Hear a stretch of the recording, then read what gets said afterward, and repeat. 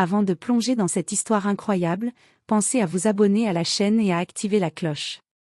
Ici, chaque récit a quelque chose à dire, et vous ne voudrez pas en manquer un seul. La pluie tombait sur Portland depuis 3 jours, un rideau gris qui s'abattait sur les rues désertes de la ville. Dans son vaste bureau du dernier étage, Margaret Collins, 56 ans, femme d'affaires respectée et crainte, fixait la fenêtre sans réellement la voir. Les gens la connaissaient comme une dirigeante froide, exigeante, perfectionniste, mais aucun ne voyait ce que ses yeux dissimulaient depuis 30 ans, un gouffre, un secret, une blessure jamais refermée. À 26 ans, Margaret était une jeune femme fragile, pauvre, trahie par un homme qui lui avait promis l'amour puis s'était volatilisé dès qu'elle était tombée enceinte. Sans soutien, sans argent, sans famille, elle avait sombré dans le désespoir.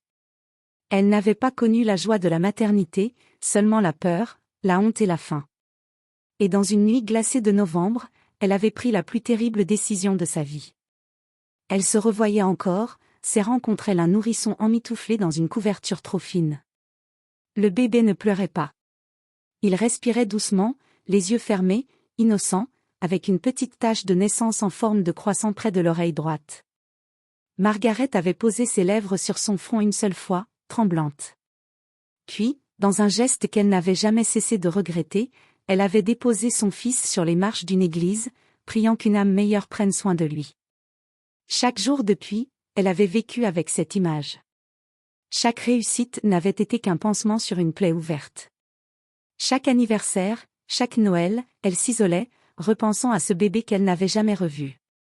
Et malgré sa fortune, malgré ses entreprises, malgré tout ce qu'elle possédait, rien n'avait comblé ce vide. Ce matin-là, son assistante frappa timidement à la porte. « Madame Collins ? Votre chauffeur a dû être hospitalisé. Nous devons recruter quelqu'un d'urgence. » Margaret cligna des yeux, sortant brutalement de ses souvenirs. Très bien, trouvez un candidat. Quelques heures plus tard, un dossier fut déposé sur son bureau. Celui d'un homme de 30 ans, ancien militaire, conduit impeccable, irréprochable, recommandé par une association d'anciens combattants. Son nom, David Turner. En lisant la date de naissance, une étrange sensation la traversa. Un frisson. Une intuition. Une coïncidence impossible. Elle posa une main sur son cœur. Non. Pas ça. Pourtant, quelque chose en elle le savait déjà. Le passé qu'elle avait fui pendant 3 décennies n'avait pas disparu. Il revenait. Et il arrivait sous la forme d'un chauffeur qu'elle n'avait pas encore rencontré. Le lendemain matin, la pluie avait enfin cessé lorsque David Turner arriva devant le siège de Collins Import et Logistique. Il venait à pied, un dossier sous le bras, le pas décidé mais l'allure discrète. À 30 ans, il portait déjà dans son regard la trace d'un passé difficile, un mélange de résilience et d'humilité. Sa chemise bleue impeccablement repassée contrastait avec sa montre usée, souvenir d'une vie de sacrifice silencieux. Margaret observa son arrivée derrière la baie vitrée de son bureau. Elle sentit son souffle se bloquer. Il avait cette façon de marcher, droite, contrôlée, qui lui rappelait son père disparu. Et surtout, ce détail que seul son cœur pouvait reconnaître, la petite tache de naissance en forme de croissant, juste sous son oreille droite. Exactement là où son bébé en avait une. Elle se força à se reprendre et appuya sur l'interphone. « Faites-le monter. » Quand David entra, il ôta son chapeau, s'essuya discrètement les pieds, puis la salua avec un respect presque militaire. « Madame Collins, merci de me recevoir. » Sa voix était posée, grave, étonnamment calme pour quelqu'un venu chercher un emploi essentiel. Margaret, elle, tentait de cacher son trouble derrière un masque professionnel. « Installez-vous, monsieur Turner. » Il s'assit, dos droit, mains jointes, sans montrer la moindre nervosité. Margaret ouvrit son dossier, bien que chaque ligne fût déjà mémorisée. « Vous avez servi 8 ans dans l'armée ?» demanda-t-elle. « Oui, madame. Unité de transport de personnel. J'ai conduit sur des terrains compliqués. » Il marqua une courte pause, le regard plongé dans un souvenir. « J'ai quitté l'armée il y a 2 ans pour me reconstruire. » Margaret hocha lentement la tête. Elle ressentait une empathie immédiate, presque instinctive. Elle reprit. Pourquoi avoir postulé ici? David hésita. Puis répondit avec une honnêteté simple. Parce que votre entreprise est stable. Et, j'ai besoin de stabilité. Ce mot? Stabilité. Elle, qui avait tout sauf une stabilité émotionnelle. Elle referma doucement le dossier. Avez-vous un permis pour véhicule de service, une connaissance des protocoles de sécurité? Oui, madame. Il sortit plusieurs certificats de son sac, parfaitement rangés, presque trop ordonnés. Un homme habitué à la discipline. À la survie. Margaret se leva soudain. Venez. Nous allons faire un test de conduite. David hocha la tête sans poser de questions. Quelques minutes plus tard, il se trouvait dans la voiture de fonction, une berline noire brillante. Margaret monta à l'arrière, comme elle le ferait chaque jour. David s'installa au volant, ajusta son siège, ses rétroviseurs, puis lança le moteur avec une douceur presque musicale. Dès les premières secondes, elle sentit qu'il n'était pas un conducteur ordinaire. Il anticipait. Il observait. Il faisait preuve d'une maîtrise sans faille. Le trajet dura une trentaine de minutes. Margaret, habituellement critique, n'avait rien à redire. Il connaissait les distances de sécurité, gérait les virages comme un professionnel de haut niveau, respectait les piétons avec une attention rare. À un moment, il lui demanda. « Madame Collins, souhaitez-vous que je baisse la température? Vous semblez un peu pâle. » Elle sursauta, surprise d'avoir été remarquée. « Non, non, merci, » réussit-elle à répondre. Elle n'osait pas lui dire que ce n'était pas la climatisation, mais sa présence. Son visage. Sa tache de naissance. Son âge. Chaque détail la ramenait au bébé qu'elle avait laissé sur les marches de cette église il y a 30 ans. De retour au siège, elle lui demanda d'attendre dans le hall. Elle monta dans son bureau, ferma la porte, et resta debout plusieurs minutes, immobile. Son cœur battait trop vite. Ses mains tremblaient. Puis, d'une voix contrôlée, elle appela son assistante. « Dites à Monsieur Turner qu'il peut commencer lundi. Et préparer tout le nécessaire. » Elle raccrocha. Elle venait d'engager un homme qui pourrait être n'importe qui. Mais que son cœur reconnaissait comme le fils qu'elle avait abandonné. Elle n'était pas prête à affronter la vérité. Pas encore. Mais le destin, lui, venait d'entrer dans sa vie, au volant de sa propre voiture. Les premières semaines passèrent comme un souffle, et pourtant chaque jour, Margaret ressentait davantage cette étrange familiarité autour d'elle. David Turner ne parlait pas beaucoup, mais chaque geste était empreint d'une délicatesse et d'une discipline rare. Il arrivait toujours quelques minutes en avance, vérifiait la voiture, ouvrait la porte avant même qu'elle ne pose la main sur la poignée. Il lui tendait un parapluie avant même qu'elle ne lève les yeux vers le ciel. Ce n'était pas seulement du professionnalisme. C'était instinctif. Presque familial. Margaret ne savait plus comment masquer son trouble. Un matin d'automne, alors qu'il traversait les rues encore endormies, David prit une respiration comme si les mots qu'il s'apprêtait à dire lui brûlaient la gorge. « Madame Collins, est-ce que je peux vous poser une question ?» Margaret sentit son cœur bondir. « Bien sûr, David. » Il resta quelques instants silencieux, le regard fixé sur la route. « Est-ce que vous croyez que certaines personnes sont destinées à se rencontrer ?» La question la heurta. Elle sentit sa gorge se serrer. « Pourquoi cette question ?» murmura-t-elle. David esquissa un faible sourire. « Parce que depuis que je travaille ici, je ressens quelque chose d'étrange. Une sorte de familiarité. Familiarité. Le mot qu'elle craignait. Le mot qu'elle ressentait chaque fois qu'elle posait les yeux sur lui. Elle tenta de répondre calmement. Nous passons beaucoup de temps ensemble, c'est normal de ressentir un lien. Mais David secoua légèrement la tête. Ce n'est pas ça. C'est différent. Il inspira profondément, comme s'il s'apprêtait à lui confier un morceau de son âme. Je ne l'ai jamais dit à personne dans un emploi, mais j'ai grandi dans un foyer. Je n'ai jamais connu mes parents. On m'a trouvé bébé devant une église, enroulé dans une couverture bleue.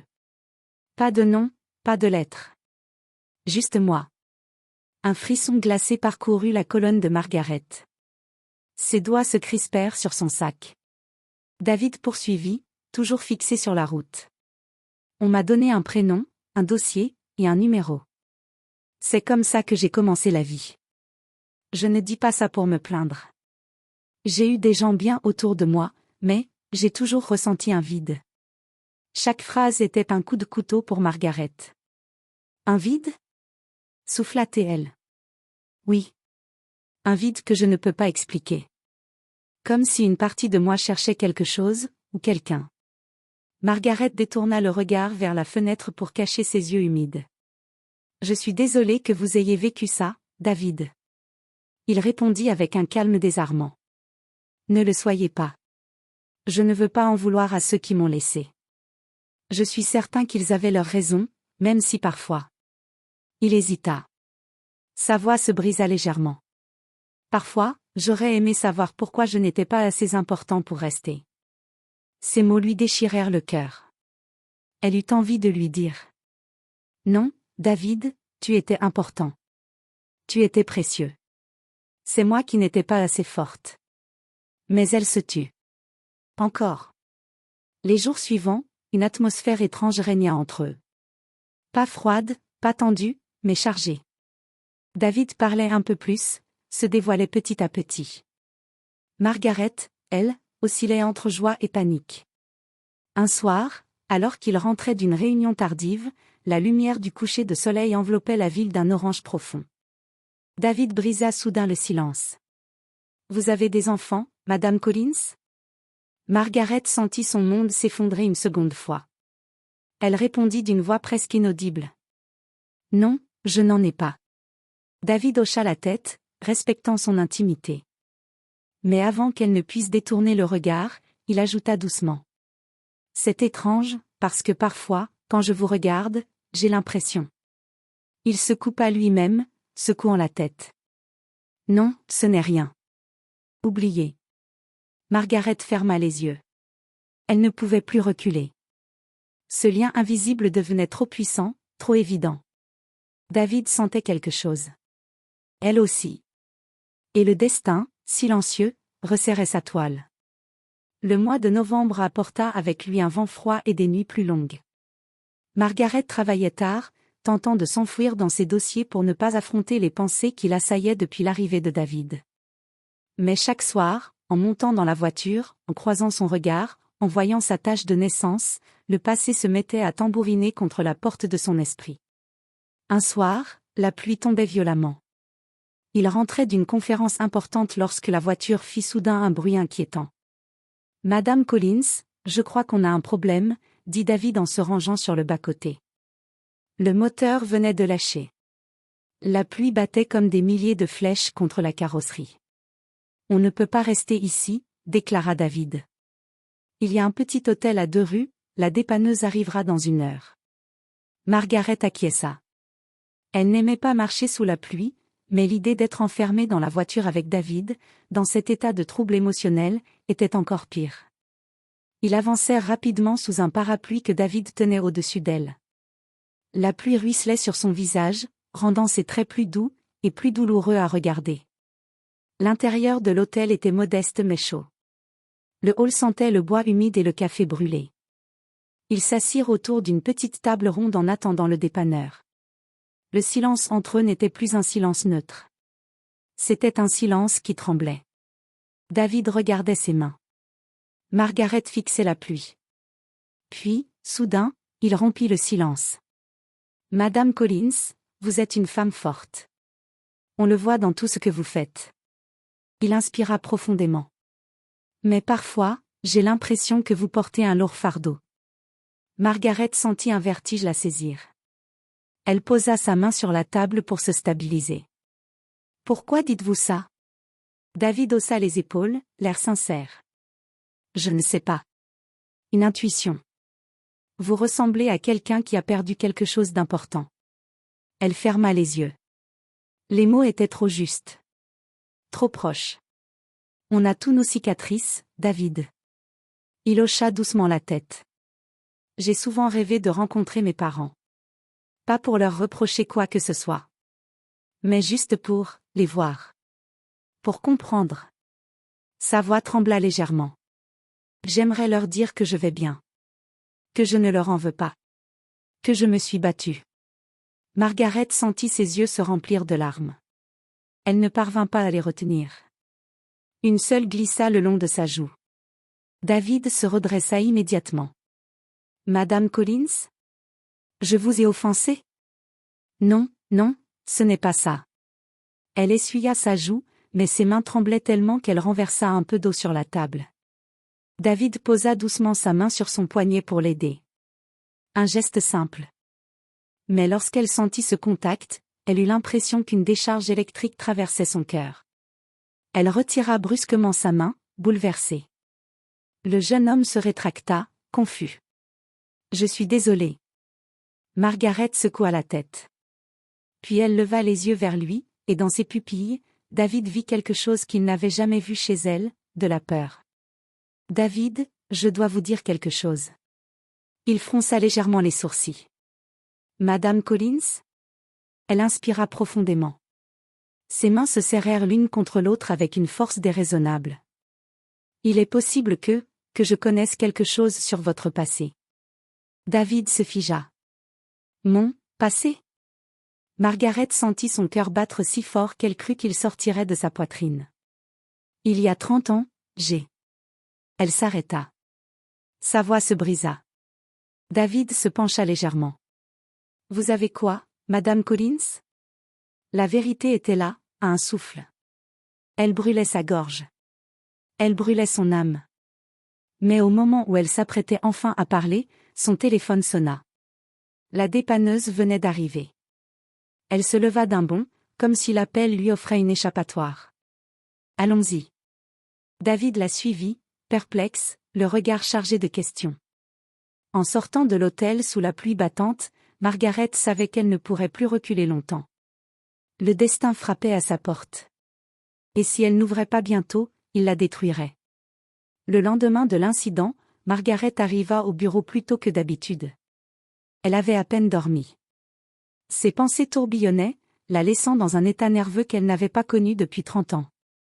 La nuit n'avait été qu'un long combat contre elle-même. Le dire?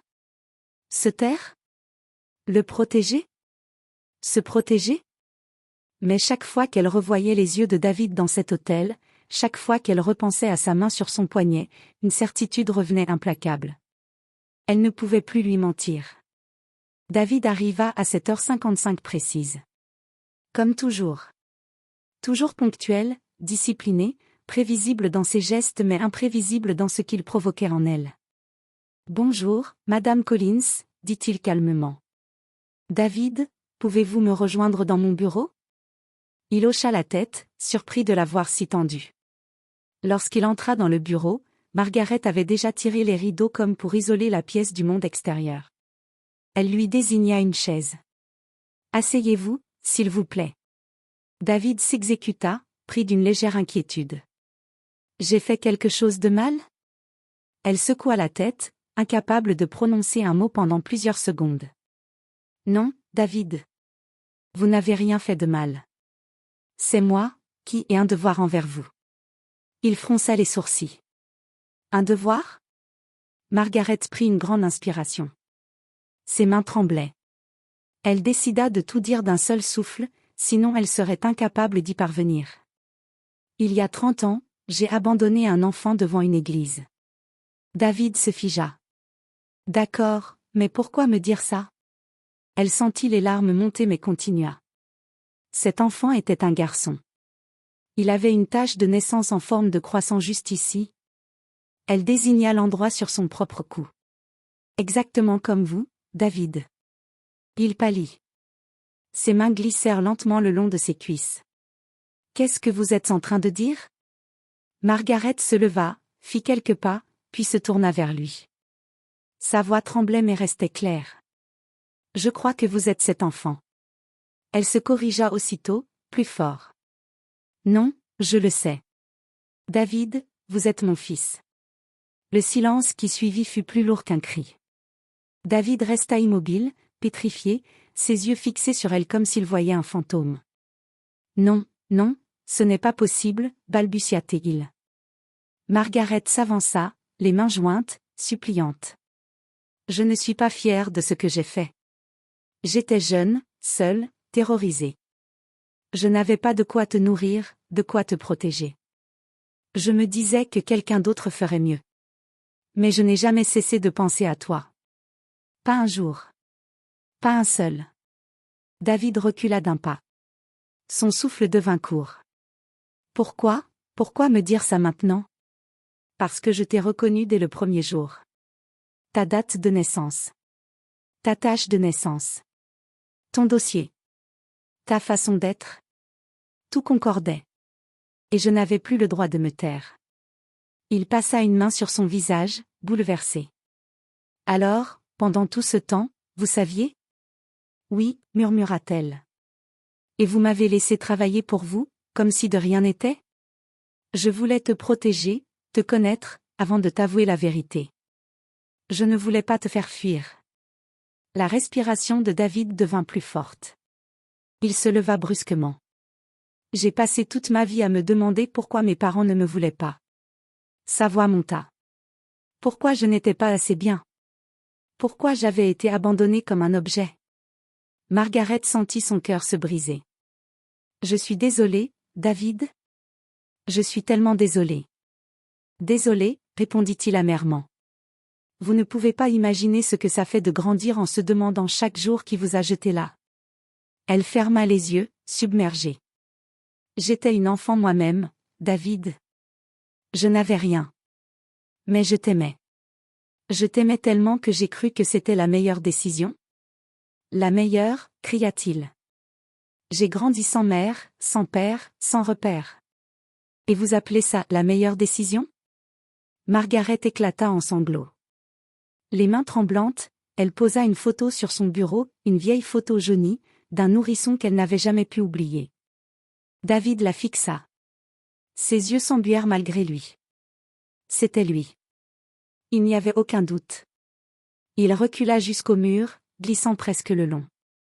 Je dois partir. David, s'il te plaît. Non. Il secoua la tête. Je ne peux pas maintenant. Il sortit du bureau en tremblant. Margaret tomba à genoux. La porte se referma. Et pour la première fois depuis 30 ans, elle ressentit la même douleur que le jour où elle l'avait abandonné.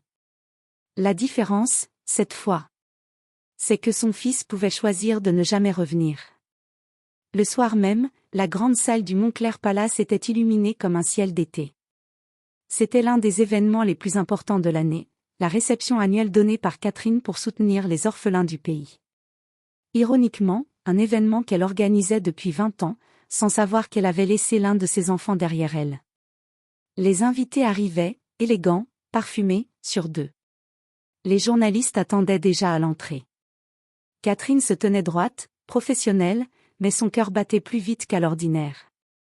Ses mains tremblaient légèrement, et elle ne cessait de chercher Ethan du regard. Il finit par apparaître, vêtu d'un costume noir simple mais parfaitement ajusté. Son allure de chauffeur modeste contrastait avec la finesse de son visage, mais quelque chose en lui semblait royal. Comme s'il avait longtemps attendu ce moment. Il s'approcha d'elle. « Madame Dubois, tout va bien ?» demanda-t-il calmement. Elle hocha la tête, mais son regard se perdit dans ses yeux à lui. « Ethan, on doit parler. » Il allait répondre quand, soudain, le présentateur de la soirée se mit à appeler Catherine sur scène. Mesdames et messieurs, un tonnerre d'applaudissements pour la fondatrice de cette grande cause, Madame Catherine Dubois. Les lumières se tournèrent vers elle. Catherine se figea. Ethan vit la panique dans ses yeux. Sans réfléchir, il lui prit doucement le bras. « Je suis là. Je vous accompagne. » Elle le suivit. Les deux avancèrent ensemble vers la scène, sous le regard surpris des invités. Arrivée sur l'estrade, Catherine prit le micro, mais ses mots ne sortaient pas. Elle regardait la salle, puis Ethan, puis la salle. Un silence total. Puis elle inspira profondément. Avant de commencer cette soirée, il y a quelque chose que je dois dire. Des murmures montèrent. Pendant 30 ans, j'ai porté un secret. Un secret dont j'ai honte. À 19 ans, j'ai abandonné un enfant. Un fils. Je n'avais pas d'argent. Pas de soutien. J'étais terrifiée. La salle entière se figea. Je ne pensais plus jamais le revoir. Mais, elle posa sa main sur celle d'Ethan. Je crois que cet homme que j'ai embauché par hasard est ce fils. Un choc parcourut la salle. Des flashs crépitèrent. Ethan sentit sa gorge se serrer, mais il resta droit. Le présentateur, déstabilisé, recula de quelques pas. Catherine continua. Je veux le dire devant tout le monde. Si tu es vraiment mon fils, tu dois savoir que je ne t'ai jamais oublié. Que chaque nuit, j'ai regretté. Que je donnerai tout, pour mériter ton pardon. Ethan inspira, leva les yeux vers le plafond, puis vers elle. Je le suis, Catherine. Un tremblement parcourut la salle. Je suis cet enfant. Abandonné devant l'orphelinat des sœurs Saint-Jude. J'ai mis 20 ans à rassembler les pièces du puzzle. Et vous m'avez embauché sans le savoir. Catherine porta ses mains à sa bouche. Ses yeux s'emplirent de larmes. Ethan. Il s'avança, posa une main sur son épaule. Je ne suis pas venu pour la vengeance. Ni pour te blesser. Je voulais comprendre. Je voulais savoir si tu étais un monstre, ou une mère brisée. Il marqua une pause. Aujourd'hui, je sais que tu as passé ta vie à réparer ton erreur. Elle éclata en sanglots, incapable de retenir sa douleur. Est-ce que tu peux me pardonner? Le silence était insoutenable. Puis Ethan la prit dans ses bras. Lentement. Doucement. Comme un fils retrouvant enfin sa place. La salle entière applaudit. Certains pleuraient. La presse immortalisait la scène. Mais Catherine n'entendait plus rien. Elle avait retrouvé ce qu'elle croyait perdu pour toujours. Et Ethan, lui aussi venait de retrouver une partie de lui-même. La soirée venait de changer leur vie. À jamais.